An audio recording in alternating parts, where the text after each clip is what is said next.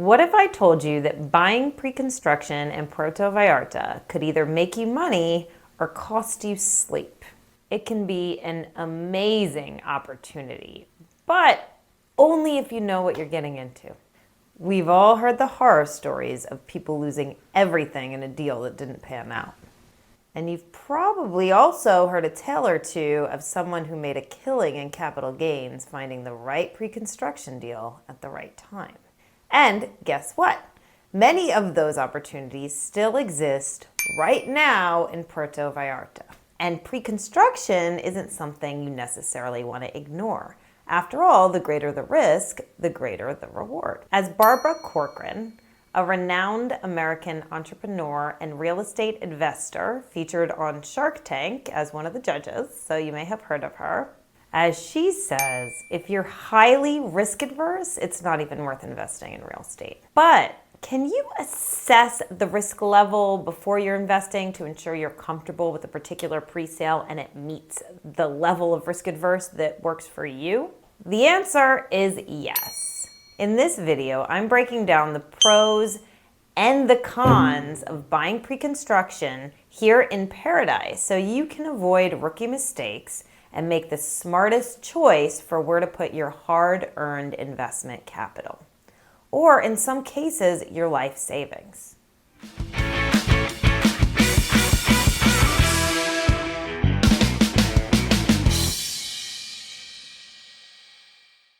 Hola, hola, I'm Diani Leal, real estate broker and investment consultant based in Puerto Vallarta, Jalisco, and Banderas Bay, Riviera Nayarit. And this channel is brought to you by Diani Investment Realty, which is brokered by EXP. Before we get started, please make sure to hit the subscribe button if you haven't yet. It really makes a huge difference for people like me who's doing my best to bring you something of value. And please, if you're considering a real estate purchase, if you're shopping around, if you're thinking of listing your property in the Puerto Vallarta and surrounding area, don't hesitate to reach out to me. I would love to hear from you. I'd love to help you. I'd love to answer all of your questions in person. All of my contact information is right here in the video description and on the bio of my channel. And if you're considering purchasing a property or you're looking in other places of Mexico, I'd also be happy to refer you to another EXP agent, thoroughly vet them, somebody that I work with, somebody that I know, someone who's reliable. So please don't hesitate to reach out to me about that as well if you're not looking directly in the Puerto Vallarta area. Either way, I'd love to hear from you. In today's video, the pros and cons of purchasing pre-construction in Puerto Vallarta, which is a little bit of a tongue twister, we'll cover how much money you can save or lose, what delays and developer risks really look like, and whether pre-construction is the right move for your investment goals. Let's get into it. Pro number one, smart pricing and potential discounts. So first things first, pre-construction prices are based on the projected value of the property at the time of delivery and not necessarily today's prices. However, the big deals come when you get those pre-construction discounts. So depending on which phase of construction you buy at and how much cash you put down, you can get anywhere from 1% to 20% at times off of the full cost of your property. So how good of a purchase you're getting really depends on those factors, in addition to the rate of appreciation in the area where you're buying and what the developer is projecting that appreciation rate to be. So if they seem like they're undershooting it and you're taking a look and you think, hey, you know what? I think it might be worth even more at the time of delivery and I can lock in this discount, then you'd be getting a really good deal. For example, if you're comfortable, if you have all the cash, if you are comfortable putting in 90% cash, you're gonna get the highest discount available. Think of it as kind of buying wholesale. You're most likely to get a better deal when you buy directly from the developer as opposed to at a different stage in the ownership of the property when someone's already purchased it and flipped it and then is selling it to you. Okay, so con number one, delays. Delays are almost guaranteed. Even the best projects run late. due to weather permits or material delays, some sort of unforeseen circumstance. If you need to move in by a specific date, then pre-construction might not be the best option for you. I have a client who purchased a pre-construction that was particularly high risk directly from the developer at a very early stage of construction, and the developer didn't have any experience at all. My client, who is a developer herself, already knew this and anticipated there would be delays. In order to add an extra level of security to her purchase, we negotiated in some fines that the developer would be obligated to pay if he were to deliver the unit late. The idea behind this is that it would pressure the developer to ensure that construction was following the timeline and her investment would be protected. And believe it or not, for maybe the first time in pre-construction history, the developer actually agreed to the fines. And what happened? The project, of course, is running late already. Now, this does ensure that my client gets a better deal, but it also increased tension between my client and the developer, which didn't necessarily have that desired effect of protecting her investment. So I tell you that to tell you this. No matter what you do, you cannot control the fact that there will most likely be delays. In this particular situation, neither the developer or the buyer wanted there to be delays, but they happened. So really just think about how important that is to you. If you absolutely do not want to deal with not having a unit that's readily available for you to live in at the time when they say it is, then do not buy pre-construction. So pro number 2, customization. You get to customize your unit. Think of it as a blank canvas that has never been lived in before. Depending on the developer, you may be able to pick your tile, cabinetry, finishes, and sometimes even make tweaks to the layout, although that's not very common. What's more common is choosing from multiple floor plans the developer offers. And the earlier you buy, the more options you have, from floor level to view, sun exposure, the proximity to common areas, and more. Some developers also offer add-ons like kitchen islands and may even support you in the installation of your own upgrades like a dishwasher or water filter if you provide them early enough. To take full advantage, ask about all options before signing the contract. 2, con, developer risk. This is a really big one, and it's very real. Not every developer delivers. And it's not always some elaborate scam. Sometimes they just fail. Here's how to assess this. First, ask your broker. What do you know about them?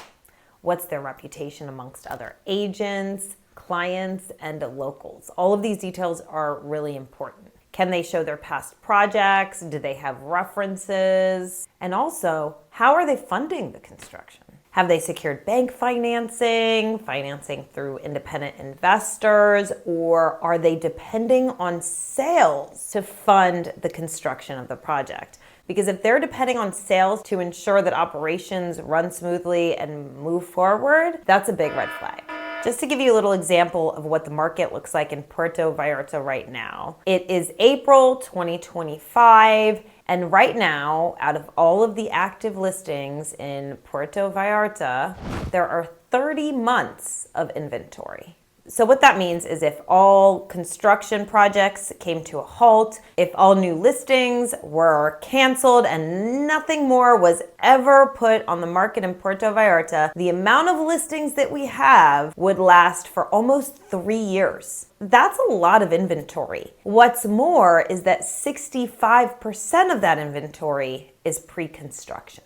So like most industries and most places in the world, the pandemic threw things for a little bit of a spin and disrupted the market. And in Puerto Vallarta, it was very, very hot for a couple of years. And so a lot of developers, seeing all this movement, seeing all of the purchases, seeing all of the buyers, thought that sales would be inevitable. However, during their developments, while they were in the process of building, suddenly things came to a screeching halt about a year ago, and the market stabilized and returned back to normal. So any developer that was banking on the market being hot in order to continue to move forward with their development wasn't really able to move forward. And so those projects also slowed down. And another thing to think about is if you have a very established developer, such as D Group or Grupo Gova, which are very established developers here in Puerto Vallarta, and they have dozens of developments that are, either currently going on or planned or have been done. Usually they have their resources diversified, and they're able to either offer you a unit at another development or just simply refund your money if the project doesn't come to fruition. So you have a little bit of security in that. Whereas if you have a rookie developer who put their whole life savings into this and this is a dream and they were depending on the sales, you're either just gonna have to wait until they can resume, or they might give you the opportunity to try to sell the unit yourself, but they do need to be able to have the money to give it back to you if you need to pull for any reason, like they don't deliver on their promise. So in most cases, you can probably wait and you will be provided with a resolution. But what is more secure is you're working with a developer who is established and is not spread too thin, and they will be able to either deliver or give you your money back if they can't. So ask to see the developer's resume, ask to see a financing plan, and make sure your broker has the local insight to guide you through this vetting process. So